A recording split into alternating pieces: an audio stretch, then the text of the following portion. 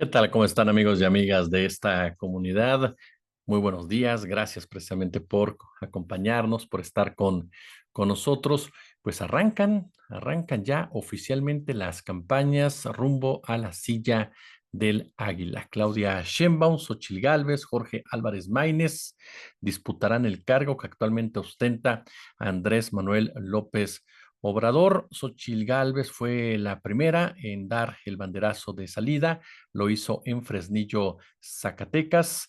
Hoy por la tarde, Sheinbaum hará lo propio en el Zócalo de la Ciudad de México, en donde estaremos presentes para platicarles mañana todos los pormenores. Y bueno, Jorge Álvarez Maínez lo hará en el estado de Jalisco, una entidad que es gobernada por Enrique Alfaro, quien ya de manera enfática pues señaló que él no es parte de la nueva generación de políticos, que él no canta ningún tipo de melodías y que él no se pone los fosfo porque él es un político serio, marcando esta fractura, esta división al interior de Movimiento Ciudadano que lo aleja de cualquier posibilidad de convertirse siquiera en un testigo de hechos de esta elección y que tendrá de verdad que buscar la manera de salvar incluso el registro porque su aspirante, su representante, pues no es alguien que realmente genere empatía, que realmente genere simpatía, que genere algún tipo de ánimo por apoyarlo. Y si no cuenta con todas las fichas de su partido a favor, pues me parece que el panorama para este grupo que encabeza Dante Delgado, o que pensamos que encabeza Dante Delgado, pues será bastante, pero bastante complicado. Quiero referirme al arranque de Xóchitl Gálvez, un arranque que, le reitero, tuvo lugar en Fresnillo, un municipio que durante muchos años ha sido una especie de feudo de la familia Monreal, que en los últimos días, en las últimas semanas, fue escenario de ejecuciones vinculadas precisamente a esta familia y en donde asistieron cientos de personas precisamente para levantarle la mano a la candidata panista, quien obviamente puso el tema de la seguridad como el principal. Dijo, se acabaron los abrazos a los criminales y en mi gobierno la ley precisamente será la ley. En su primer mensaje como candidata, ofreció construir una cárcel, ¿no?, de muy alta seguridad en la que ningún delincuente quiera caer. Ofreció renovar la colaboración con los Estados Unidos. Dijo que para tener un México sin miedo vamos a contener a las organizaciones criminales más violentas y agresivas de nuestro país. Especialmente iremos sobre aquellas organizaciones que extorsionan y amenazan a los ciudadanos, así como las que atacan a las personas en las carreteras. Se les acabó el negocio, ya no van a vivir del miedo y del trabajo de los mexicanos. ¿Qué más dijo? Aseguró que volverá a la Guardia Nacional realmente una guardia y realmente nacional, porque vamos a darles la orden de realmente perseguir a la delincuencia. Fue lo que recalcó, le reitero, en este municipio, en donde la gente coreó, ¿no? Fresnillo quiere paz, Zacatecas quiere paz. Vamos a construir una prisión, dijo Xóchitl Gálvez, le reitero, lanzó un guiño a las Fuerzas Armadas al comprometerse a cuidar el honor, el prestigio de sus integrantes, así como mejorar sus prestaciones sociales y procurarles más tiempo con sus familias. Luego de pedir un minuto de silencio en memoria de las más de 180,000 personas asesinadas en este sexenio, que ya es oficialmente el más violento de la historia, la candidata presidencial opositora ofreció también regresar a soldados y marinos a sus cuarteles y nombrar un mando civil al frente de la Guardia Nacional. Morena es más narco, más fuerte, más miedo. La disyuntiva para México en esta elección es muy clara: continuar por el mismo camino, lo que significaría claudicar ante la delincuencia o luchar para defender a las familias, defender a los jóvenes y defender a quienes trabajan y a quienes esfuerzan. Claudia es claudicar. México no quiere claudicar. Fue lo que dijo la candidata, que por cierto, antes del meeting recorrió más de 1 kilómetro acompañada de unos 2,000 simpatizantes con una veladora en mano. Bueno, a ver, analicemos. Por supuesto que el tema de la violencia, del miedo, es central para la oposición, es clave en su estrategia, la cual han venido evidenciando desde hace ya varios meses con ese famoso hashtag narcopresidente, con estas notas filtradas sin ningún tipo de sustento, ¿no?, que tratan de vincular al presidente Andrés Manuel López Obrador con el crimen organizado. Y vaya que la oposición es cínica, perdón que lo diga de esta manera, pero lo es, porque intentan controlar la narrativa en un tema en donde ellos son los más afectados. ¿A qué me refiero con esto? a que el secretario de Seguridad Pública del sexenio de Felipe Calderón, del PAN, partido al que pertenece Xóchitl Gálvez, está en la cárcel por narcotraficante.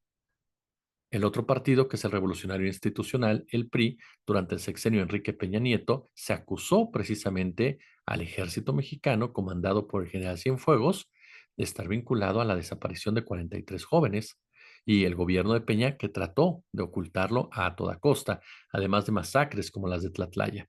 Entonces, cuando Xóchitl Gálvez intenta trasladar la responsabilidad de esta tragedia humanitaria a Morena, está siendo sumamente audaz, digámosle de esta manera, pero con muchas posibilidades de fracasar, porque solamente basta que la gente se informe un poco más, que la gente piense un poco más quiénes fueron los grandes responsables de lo que estamos viviendo en la actualidad para que Xóchitl Gálvez se quede sin un argumento congruente. Ahorita las propuestas que ella maneja no son nuevas, esto hay que decirlo, se repiten en cada sexenio desde hace ya un buen tiempo. El caso concreto de regresar a los soldados y a los marinos, por ejemplo, se lo escuchamos a Felipe Calderón Hinojosa, se lo escuchamos a Peña Nieto, se lo escuchamos al propio Andrés Manuel López Obrador, y no es tan fácil hacerlo como decirlo, debido precisamente a que no se ha invertido un solo peso en la mejora de los policías, particularmente durante el sexenio de Enrique Peña Nieto, que era cuando más se tendría que haber llevado a cabo ese trabajo para poder paulatinamente incorporar a los soldados a sus verdaderas labores. No se hizo nada. Miguel Ángel Osorio Chong repetía sin cesar en cada entrevista que se había incrementado 7 veces el presupuesto para ese fin, pero en realidad nunca nos sentimos 7 veces más seguros ni vimos una policía 7 veces más preparada, sino todo lo contrario. Se fue precisamente dejando de lado muchas de las responsabilidades que hubieran sido parte de la operación de los cuerpos policíacos. Hasta este sexenio, tanto esfuerzos municipales como esfuerzos estatales comenzaron a manejarse de una manera distinta para tratar de fortalecer a sus uniformados. Cierto, muchos de ellos también ya venían desde el sexenio de Enrique Peña Nieto, pero no porque fuera la administración central la que se los pidiera o la que se los ordenara o la que se coordinara, sino que ellos mismos empezaron a asumir esas responsabilidades. El tema de la policía, su servidor no es ningún experto ni mucho menos, pero escuchando a varios de ellos, lo que te dicen a grandes rasgos es que no es lo mismo la policía de Nuevo León, la policía, por ejemplo, de Monterrey, que la policía que les gusta de Jalapa, o la policía, por ejemplo, de Aguascalientes con la policía de León. Es decir, cada policía tiene ciertas particularidades, pero todas se conjuntan en una realidad: falta de capacitación y mejores salarios, los cuales requieren de voluntad política para poder llevarlo a cabo. Y perdón, ni PAN ni PRI durante los últimos años han mostrado precisamente esa intención, no haciéndose verdaderamente como tíos lolos y echándolo o achacándole toda la responsabilidad al gobierno de Andrés Manuel López Obrador, que es cierto, ha tenido una inclinación hacia las Fuerzas Armadas. Eso es algo que no se puede negar. Qué tan peligroso es, qué tan cuestionable es, qué tan negativo va a ser, tiempo al tiempo. Lo hemos hablado ustedes y yo ya en otras oportunidades, pero que quede claro, esto de regresar a los marinos y a los soldados es una enorme falacia, que lo único que hace es demostrarnos nuevamente que Xochitl habla por hablar, que no está diciendo nada coherente al momento de abordar un tema como es la inseguridad, y que le va a decir a la gente lo que quiera escuchar. Porque, por ejemplo, cuando ella habla de que yo sí voy a confrontar a los delincuentes, yo la pregunta que le haría a Xochitl es: ¿como quién? Porque ella presume mucho que antes se les confrontaba. No es verdad. Basta ver la actitud o la actuación que tenían grupos durante el sexenio de Felipe Calderón, durante el sexenio de Enrique Peña Nieto, para darnos cuenta que jamás estuvieron bajo control de las autoridades, que siempre han estado desatados. ¿Y por qué han estado desatados? No porque sean más fuertes que el ejército o más fuertes que la marina, no, sino porque responden a intereses políticos, empresariales, militares e incluso norteamericanos. Y ese es su gran manto de impunidad: esa disputa por recursos naturales, por territorios, por diferentes actividades criminales. Es precisamente lo que los lleva a operar como lo están haciendo. Entonces, este concepto que maneja Xochitl de que yo voy a salir a dar una segunda guerra contra el narcotráfico, es un guiño efectivamente a los Estados Unidos y por eso les dice, vamos a renovar la relación, porque Estados Unidos se molestó bastante de la forma en cómo López Obrador marcó la pauta con justa razón, porque si queremos realmente seguir disminuyendo la violencia en México, pasa por atacar las causas. Esa es una realidad. Yo sé que el hecho de que tú te le acerques a alguien que acaban de matarla a su esposa, que acaban de matarla al hijo, que acaban de levantarla a la hija y le digas, estamos atendiendo las causas, te vas a ganar que te conteste con una grosería y tendrá y tiene toda la razón. Pero en el fondo, todos sabemos que es la única forma de poder sacar al país tarde o temprano de esta pesadilla y no a punta de balazos como lo está planteando precisamente Xochitl, porque insisto, ya se hizo. Ese es otro de los puntos. Lo que propone Xochitl ya se hizo muy mal y se hizo única y llanamente para generar un entorno de control social, un entorno de más violencia que dejara grandes ganancias económicas para los verdaderos jefes del crimen organizado, para los verdaderos varones del crimen organizado.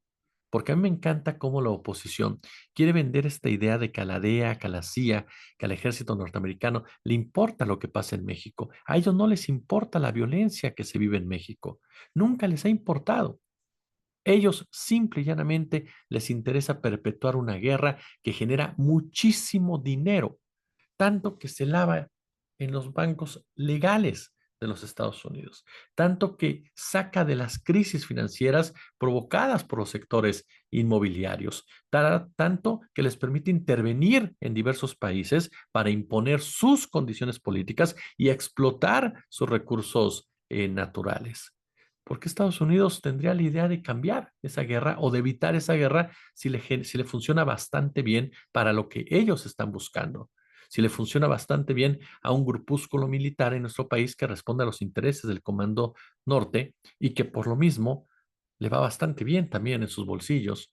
¿Qué tanto le interesa cambiarlo a narcopolíticos que se enriquecen junto con los narcos empresarios por toda la violencia que esto genera? Porque se genera muchísimas ganancias en los aditamentos, en las balas, en los tanques, en los rifles, en todo lo que se requiere para una guerra. Hay gente atrás, por supuesto, que está ganando muchísimo dinero y que tiene un poder político importante y un peso político, tanto en el PAN como también, por supuesto, en el PRI. ¿Por qué no digo Morena? Porque Morena demandó a las armerías de Estados Unidos para marcar precisamente esa diferencia, porque López Obrador decidió atacar las causas para marcar precisamente esa diferencia. Cosas que no le gustaron, por supuesto, al establishment norteamericano, a ese mismo establishment al que quiere seducir la señora Xochitl Gálvez. Cuando ella habla, por ejemplo, de construir una prisión a donde nadie quiere estar, eso se lo escuché a Felipe Calderón Hinojosa. Y Felipe Calderón Hinojosa, y ojo con esto, lo que hizo fue privatizar penales, que no mejoraron las condiciones de los reos, porque se supone que una de las partes es rehabilitar al reo, ¿no? No fue así. Los utilizaron de negocios, ¿no? En pocas palabras. Las cárceles durante el sexenio de Felipe Calderón fueron guarida también de de los cárteles. ¿Qué pasó con los Zetas en Durango, por ejemplo, ¿no? Nada más. La cárcel de Durango era un centro de exterminio de los Zetas y lo sabía todo el mundo, ¿eh? Todo el mundo. Hubo periodistas que mataron cuando lo dieron a conocer. Periodistas que tuvieron que salir del país cuando lo dieron a conocer. Y en cambio las autoridades sabían perfectamente lo que estaba ocurriendo. Y no nada más en Durango. Podemos revisar muchas cárceles. ¿Qué pasó en Michoacán? La familia Calderón tenía vínculo directo con los criminales desde antes de que Felipe llegara al poder. Y ya estando Felipe en el poder fue su hermana, la famosa Cocoa, Luisa María Calderón, la que estaba vinculada directamente con la tuta y con los caballeros templarios antes la familia michoacana. Y utilizaban precisamente esos grupos para tener un control político y social de la entidad y poder incluso muchas veces negociar con los gobernadores de extracción priista y de extracción perredista. Entonces, aquí ese es un ejemplo palpable de ese cacicazgo político que va de la mano de los criminales y que por lo tanto operan como operan. Por lo tanto, cuando me dice Xochitl Gálvez que se trata de enfrentarlos, pues está hablando una falacia. Y de esta cárcel les comento cómo funciona el sistema de justicia de este país. Por favor, el 80% de las personas que estén ahí van a ser gente que no tiene que estar, porque los verdaderos criminales, los que siguen enriqueciéndose con tanta sangre, los que han formado su fortuna sobre una pila de cadáveres en México, esos jamás los van a tocar, porque esos son los que están detrás precisamente de la violencia políticamente organizada y que son los que han estado generando escenarios verdaderamente apocalípticos para intimidar más a la población, porque a final de cuentas el miedo es el tema central que llevará a cabo la oposición para tratar de conseguir la votación a su favor o por lo menos para evitar el plan C que está buscando de manera decidida el partido Morena. Por lo pronto, para mí me queda claro en este primer experimento, bueno, no primer experimento, corrijo, en este primer episodio de esta contienda final rumbo a la silla del águila, que en materia de seguridad, Xochitl va a tener mucho que trabajar con sus propuestas, pero sobre todo con la realidad de las mismas y con la realidad de su discurso. Lo único positivo que yo le vi a este inicio de campaña de Xochitl es que ya no estuvo al lado ni Marco Cortés, ni Alejandro Moreno, ni Jesús Zambrano, que son personajes con cero credibilidad y que lejos de garantizarte un capital político, pues en definitiva te arruinan la foto. Como siempre, un gusto, como siempre, un placer. Si les gustó el video, échale pulgar arriba, por supuesto, compártalo, déjenos su comentario, déjenos su punto de vista, suscríbase, por supuesto, y ya lo sabe, dale a la campanita. Si hay oportunidad, si hay chance, échenos el super chat, el super gracias. Regresamos en la noche para platicar sobre este tema de la política y mañana les tendré todo lo relacionado con la toma de el arranque de Claudia Sheinbaum a la silla del águila. Por lo pronto, un gusto, por lo pronto, un placer.